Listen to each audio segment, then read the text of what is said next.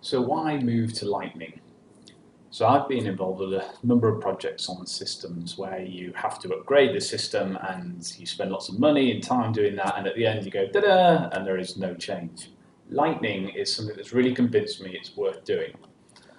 So let's talk about the reasons why. So latest innovation. So there's quite a few functionality changes in Lightning, which means that it's going to really benefit us, particularly I think in our sales-driven recruitment company. Examples are the things like Kanban views. Again, Kanban's quite technical, but it's just better ways that consultants can help visualize their jobs. At the moment, they go to their list of jobs, it's just a big list, but this view will be able to show consultants where their jobs in the life cycle. So, jobs just entered onto the system, D jobs, A, B, and C jobs, jobs you've got interview with, placement. So you can actually start to move things around that life cycle. And there's lots of things in here where you've got real steps of functionality. It is a facelift as well, so it's better UI and UX. I'll show you this in a moment and why it might help our consultants. Aligning desktop and mobile. So at the moment, your Salesforce One app looks very different to what you've got on your desktop. This basically brings them together. You've got the same kind of user interface for both. So it may help drive the uptake, particularly around Salesforce One and the mobile side. Lightning Build, again, quite a technical thing, but one of the things that our development team struggle with is building quite a lot of things on top of Salesforce in the old kind of way of using Visualforce, Apex, various other things. It's quite time consuming, quite heavy in terms of testing.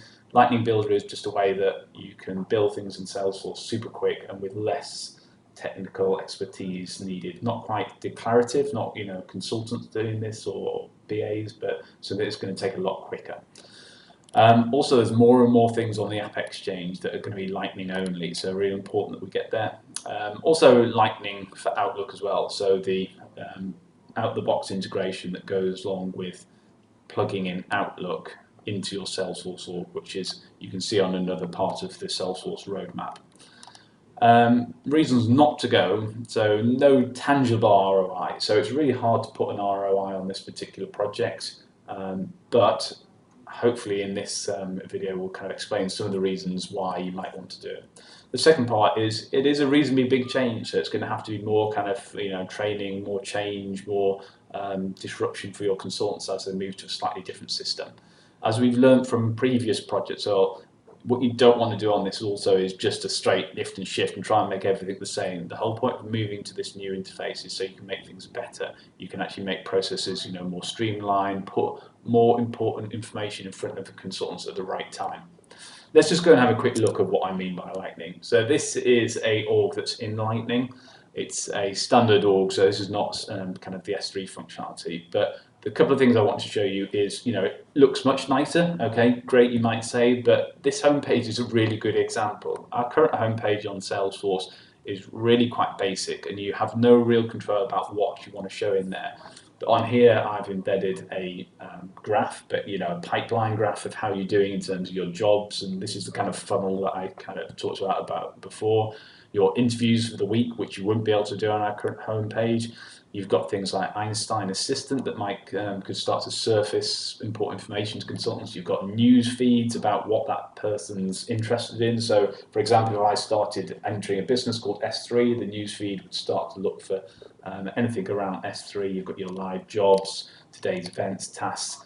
And not only as an admin, but also as a consultant, you have a lot more opportunity to change things. So I can actually edit this page and personalize it and move little components around. So this is great for not having that singular view on your homepage, but actually letting people be a bit more in control.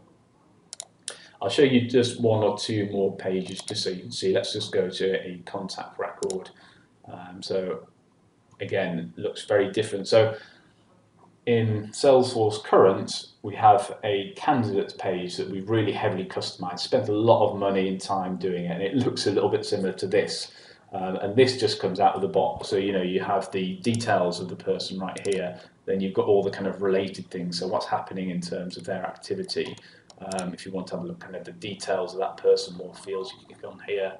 You've got all the calls on the side, so you have this nice kind of sequential view of what you've been doing with this person, whether you've been meeting them, whether you've been calling them, stuff like this. So again, much more consultants are much more in control, being able to personalise their own view of it.